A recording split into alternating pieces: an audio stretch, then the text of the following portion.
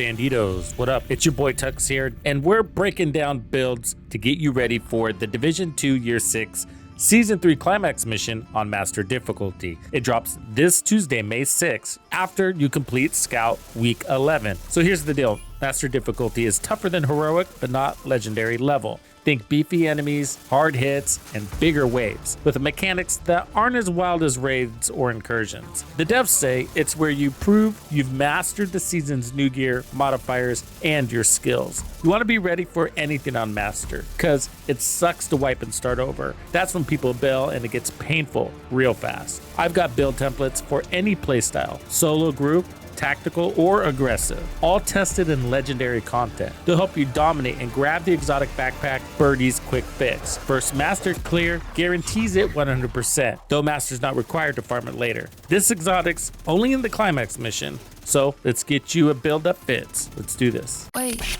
did we just become best friends? So nice to meet you. I think you're cool. Piece of shit wristwatch. First, I'm going to give you my recommended builds, and as a bonus, we're going to go through some of the builds that your community has recommended you try. We have a channel set up on Discord for people to drop their favorite builds right now, and I've asked that they share their recommendations or what they plan on wearing for the Climax Mission on Master Difficulty. So be sure to stick around for that. Okay, the first build is extremely effective, easy to use, highly recommended for newer players. It's a Refactor skill build, and skills take a lot of aggro off of you while putting out tons of damage, and with this set, it'll heal you as well as your team. Starting off, you're going to want the Capacitor Exotic because it's going to give you 60% more skill damage to each of your skills, as well as push out 7.5% weapon damage for every skill tier you have in your build. We're going to have 6 of those. Plus, it's got really good crit mods. So we're going to build into that. Make sure you're running Technician so you get an extra skill tier and additional damage to enemy tech. It's all about the Refactor gear set. You're going to want to run 4 pieces of this. This gives you some status effects, skill damage, and then return to sender. Receive repairs of 10% of the damage dealt by your skills. Your allies receive 20% of the damage. Everybody's going to love you for that. You'll be the team hero. Skill tier and crits everywhere. The gloves come with armor and have crit chance on them. The knees have more crit chance, and so does the holster. For the chest piece, I'm running Cheska for more crit chance. I have a skill tier on mine. I got crit damage and skill damage and crit chance, and I'm running kinetic momentum. This gives you 15% more skill damage to each of your skills. If you don't have a Cheska chest, you can also run Fenris, you can run Grupo, so Wyvern or Brazos are other really good options. The backpack is a memento. It's got 3 cores, including a skill tier. I have crit damage as a mod. It's got short-term and long-term buffs. The short-term buffs are going to give you 30% skill efficiency for 10 seconds every time you grab a trophy, 10% bonus armor per blue core, you got 2, so 20% bonus armor, and then 5% weapon damage per red core. The long-term buffs are 3% armor regen on top of all those crazy heals that you're getting. That's great. Another 30% skill efficiency, and then 30% weapon damage. If you don't have the memento backpack or you don't want to run it, then run a Hannah U with perfect combined arms on your backpack and try to put crits on it. Double ballistic skills, so your attack drone and your attack turret. Let's talk modifiers, so we don't have to repeat these details on every single build. The global modifier is called Rogue Momentum. The idea here is to get to the unstoppable state, which is tier 5. Get there as fast as you can and stay there as long as you can. That's going to give you 20% weapon and 20% skill damage, more movement speed, reload speed, 25% rate of fire, and most importantly, skill overcharge. Go for overdrive as your active modifier for every one of these builds. That's going to allow you to get to tier 5 or this unstoppable state immediately. And then from there, it's just maintaining it, which is much easier to do. For the skill build, you want aggressive drone and momentum surge. For the DPS builds I'm going to show you, you're going to want to run critical momentum with critical recovery and then microwave coils, which is going to help you build momentum as well as give you more crowd control. It's going to catch enemies on fire. Those are the 2 setups. So this build is for the other side of the spectrum. If you're a confident player and you love playing DPS and even aggressive, this is the build for you. Using this build in there says, I have mastered the modifiers and I'm going to use every ounce of their benefit to my advantage. It starts off with the Chameleon. This is going to give you all the crits that you need, 20% more crit chance and 50% more critical hit with headshots. And then the stacks on the body are going to give you 90% weapon damage. That's crazy. The idea of this build is to run an all red build because you're going to have an invulnerable shield. It can't be broken when you're at tier 5 or that unstoppable state from your modifiers. Since your shield can't be broken, you can lean into maximum damage on your build, making you a slayer. To maintain your momentum, you're going to want the tactician drone because it's going to constantly be pulsing enemies, and you have microwave coils, which will help build your momentum as well as control the crowd. And it's also going to give you and your team 15% more amplified damage to pulse targets. That's more damage. Make sure you're running the sharpshooter specialization for this one in order to get access to that drone. So that's why the build is all red. Otherwise, you're playing into the Exodus gloves, which is giving you smoke screen on armor break. This drops a bomb so your enemies can't find you. This puts you in an out of cover state and actually recovers your armor. When this happens, it's also going to refresh the timer on adaptive instincts because buffs refresh when you're out of combat. That's going to give you a brand new 45-second clock every time that happens. Nothing new about Striker, but it's all about rate of fire and amplified damage. We got weapon damage, crit chance, and crit damage. On the chest piece, we're running weapon damage, crit damage. Press the advantage is giving us extra stacks. I like to go with the chest piece because the weapon has an extremely fast RPM at a base of 1035 with this set, and then you're getting an extra 25% RPM from your modifiers. Okay, for the holster, I'm running Palisades for 10% armor on kill. I have a red core with crits. This is for assurances. If you don't have the ability to put weapon damage here, go ahead and run an armor core. It's not going to hurt you whatsoever. For the knees, we have weapon damage and crit damage. For the backpack, I'm running the Striker backpack that's giving us more amplified damage to those 200 stacks. You could also run Obliterate on your chest if you don't feel confident running the Striker chest. For stats, I'm at 42% crit chance. The Chameleon is going to kick in more. We're also going to be at 190% crit damage. This next build is for the team player. So this is going to support your team by giving them more damage and controlling the crowd. And at the same time, you're still going to be hitting really strong yourself. It starts with the blue screen exotic LMG. It's all about disruptor rounds. So basically tag as many targets as you can and build your stacks to 50. That's going to apply a status effect on kill or when you interact with your skill.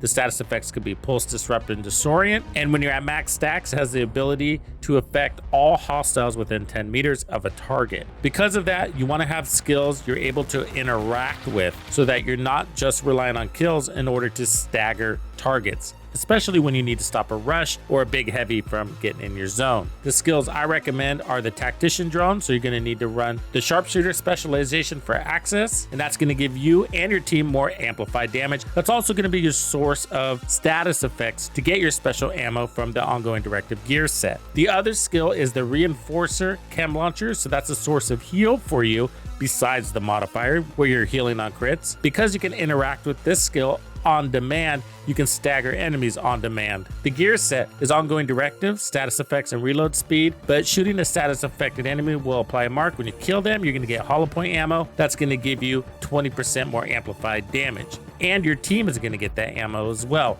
It also applies a bleed status effect. Weapon damage and crits everywhere. The chest piece is going to push the amplified damage from 20 to 50% just for you. Your team is still going to get 20%. And then everything's got crits otherwise. With the gloves, we're going with Contractors for more damage and damage to armor. And the backpack is the Zoo brand set with 15% magazine size. Because our mag is so large on the LMG, that pushes another 30 rounds into our magazine. So when you earn those hollow points, the amplified damage, that's an extra 30 rounds of that. Crit chance, crit damage, and then wicked, because you're always applying status effects. That means you're always going to have 18% more weapon damage. Your team is going to love you for this one. This one is what many are calling the best build of the season. It's got everything you need, including status effects and even more survivability than the ongoing directive without losing your damage benefits. So we're running Gunner for 10% armor on kill and more ammo.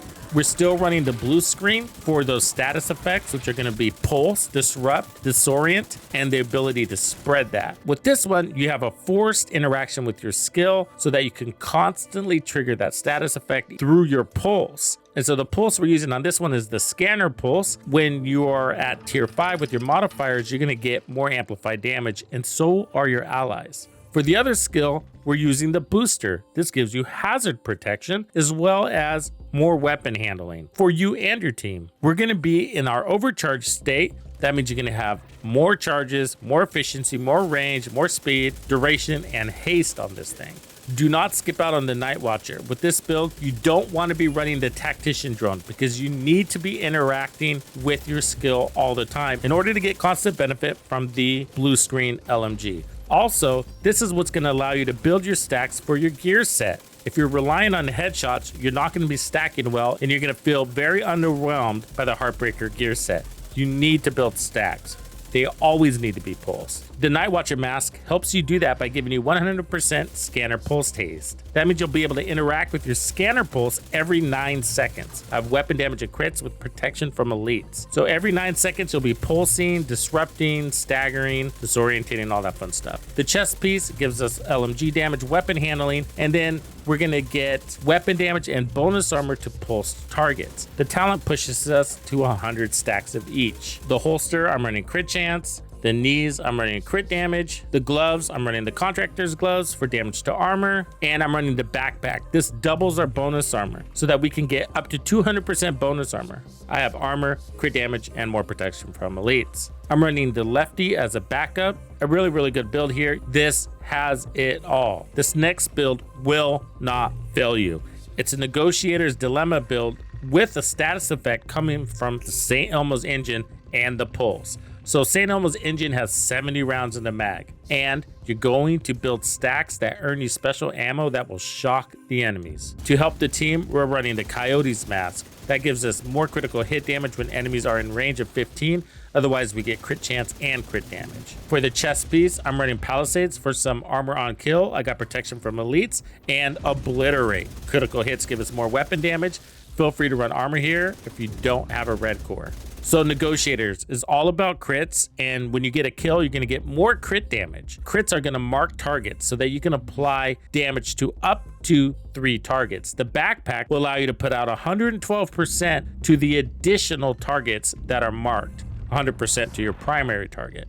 Weapon damage, crit damage, and crit chance. The gloves are crits, so are the knees, as well as the holster. You want to run Sharpshooter so you can have the Tactician drone, and I decided to run the shield. This is also going to be on overcharge, so this gives you the ability to play aggressive or play more relaxed and still have that additional layer of protection. For crits, we're basically at 60% and we're at 150% base, which gets pushed up to 190%. Don't forget, you're also going to get amplified damage to pulsed targets. Next, let's talk about a couple of builds that were recommended by community members for the Climax mission. Themin Z0413 is suggesting a variation of a striker build, all armored up. He says, in my opinion, the perfect build if we get an all elite mobs mission like last time, 4 PFE mods, plus 10% from survivalists puts you at 58 to 62% protection from elites. Every red attribute is crit hit chance, giving him a total of 55% crit chance, high armor, high damage, high survivability. Also somewhat good for crowd control and scanner pulse for microwave coils, which catches people on fire every 20 seconds, and St. Elmo's talent for the shock.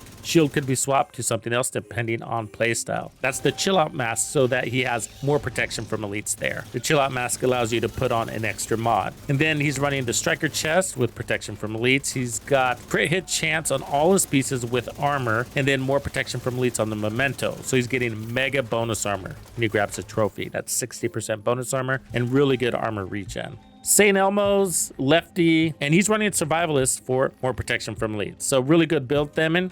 Sorry if I'm screwing your name up. Chiobi98, if I'm saying his name right, is actually recommending something very similar. So he talks a little bit about some of the talents coming next season, because you can still run the Climax mission on master difficulty in following seasons. So he's going a little above and beyond here. So I'm not going to read his comments too much here because of that. It talks about future stuff, but he's running an SMG, which is the tactical vector. It's actually a really good gun. And right now he has it with Optimist, and then he's also running Perfect Optimist on the Shield Splinterer, I believe.